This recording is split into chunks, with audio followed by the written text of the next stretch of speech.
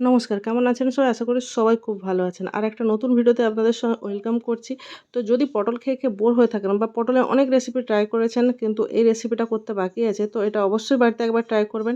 এই রেসিপিটা হচ্ছে অভিনেত্রী অনিমিকা সাহার রেসিপি, ওটাকেই রিক্রিয়েট করলাম।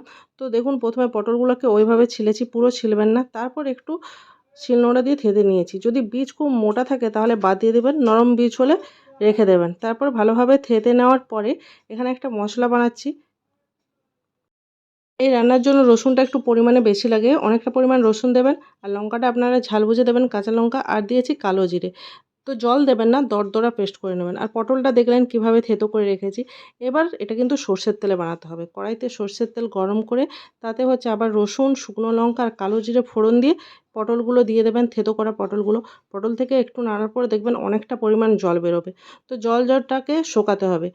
জলটা যখন শুকতে থাকবে সেই সময় আমি একটু পরিমাণ মতো লবণ আর হলুদ গুঁড়ো দিয়ে দিয়েছি। যদি পটল খুব শক্ত থাকে তাহলে 2-3 মিনিটের মতো ঢাকা দেবেন, আদারওয়াইজ ঢাকা দেওয়ার কোনো দরকার নেই, নাড়তে নাড়তে সেদ্ধ হয়ে যাবে।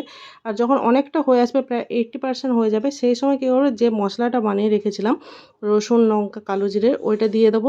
নাড়ার পরে পরিমাণ মতো চিনি দিয়ে দেবো। একদম শেষে যদি পটল অল্প পরিমাণে হয় তাহলে হাফ চামচ আটা, নাহলে 1 চামচ আটা দিয়ে দেবো। দেখুন, শুকনো শুকনো আমাদের রসুন পটল রেসিপি একদম রেডি হয়ে গেছে। গরম ভাতে অসাধারণ লাগে। আশা করি রেসিপিটা আপনাদের ভালো লেগেছে। যদি ভালো লেগে থাকে তাহলে, যদি ইউটিউব থেকে দেখে থাকেন তাহলে প্লিজ সাবস্ক্রাইব করে পাশে থাকবেন। আর যদি ফেসবুকে দেখে থাকেন তাহলে ফলো করবেন।